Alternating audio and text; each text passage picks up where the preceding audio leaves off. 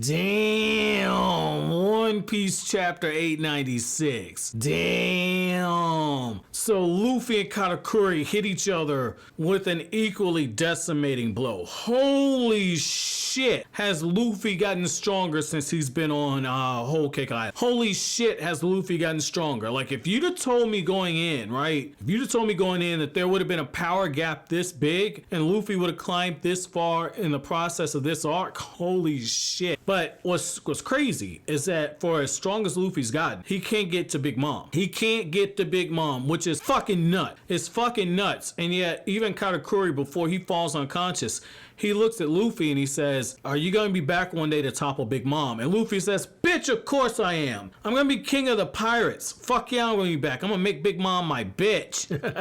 I love that shit about Luffy, man. Like, even Katakuri, like, he falls back and he says, like, you're looking really far into the future. It's just like, I don't know, man. I don't know if he's looking that far into the future. Because with the way that he's grown, like, if you go back from East Blue, where he was having trouble fighting Buggy, to now, like, Luffy has grown a lot. He's grown a lot. Like, Luffy might fuck around and be king of the pirates. I could see that shit happening. And what I like about this whole situation is, you know, Katakuri acknowledged Luffy a couple chapters ago as being his equal. And now it goes to a point where he's now acknowledged him as being a rival. And that's interesting. That's interesting because, again, I don't think Luffy's ever had a rival up until this point. Like, you know, he's had people that have rivaled him, but that's not the same as having a rival. And so it's going to be interesting to see how Katakuri even has an impact on Luffy. I think that he's going to have a lasting impact on Luffy going forward. Now, the other thing is that I definitely want to kind of talk about is how you got Oven. He's like, yo, Luffy's got to come through this mirror. I know you guys said maybe he can use another mirror and everything, but he's going to come out through this one. And once he comes out, we're going to have something for him. And Sanji's looking around. He's like, I can't believe that they got all of their muscle here. They got all their muscle here, and it's all for Luffy. And he says, like, if Luffy doesn't run, the instant he comes out that mirror, we're never going to leave this island alive. So even Sanji's looking at everything and he's like, okay, this is going to be a problem. And, you know, with Sanji, we're seeing those solid snake skills come into action. He got the cigarette in his mouth, and most importantly, you know, my man's on some shit where he's sneaking around and observing the whole thing. Like, every island that Sanji went to, my man was just steady peeping the scenery before he made his grand reintroduction. So we're actually seeing how Sanji conducted himself when he was on, like, say, Little Garden, Alabasta, all these different islands that he went to where he kind of did his own thing and then he kind of rejoined the crew. So I like how you get a little glimpse there. I also like the moment where he's looking at Pudding. He's like, look, you know, it was crazy how we got brought together. It wasn't necessarily under the best circumstances. It wasn't true love or nothing like that. But if anybody had to play my fiance, I'm really glad it was going to be you.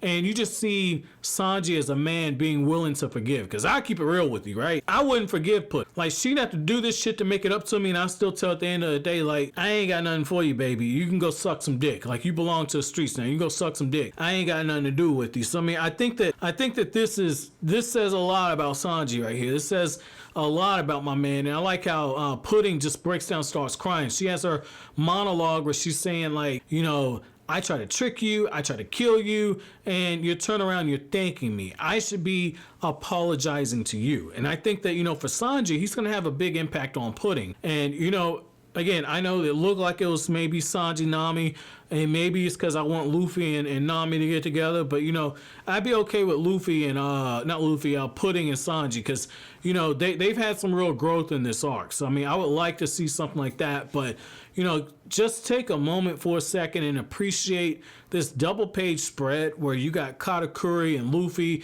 and how, like, the blows hit each other. Like, just very, very, very brilliant artwork. Like, Luffy versus Kaido, Luffy versus Shanks, Luffy versus Big Mom in the future, and Luffy versus Blackbeard. Like, these are going to be fights that are going to be really, really pressured to live up against Luffy versus Kaido, because I really feel like Luffy versus Katakuri. Sorry, they both got a K in the name. I really feel like this fight is going to set the benchmark for everything going forward. Like, Oda, like, every mangaka has a fight and when there are battles shown, and in case of One Piece and Adventure Shonen that happens to have battles, every mangaka has that one fight that defines the series for them. Like, when people say, hey, you know, do you remember Akira Toriyama? they talk about Goku versus Frieza. When they talk about Masashi Kishimoto, they talk about Naruto versus Sasuke. When they talk about Tite Kubo, they talk about, in my opinion, they talk about Ichigo versus Byakuya in the Soul Society. Every mangaka has that one fight that just people say, like, this is the fight you need to read to see how talented this person is. I feel like this is the fight that you're going to get for One Piece. I feel like this is going to be that fight. And that's actually going to be my chapter question for you guys. I know that, you got, I'll talk about this in a second. I just want to get the chapter question out the way soon.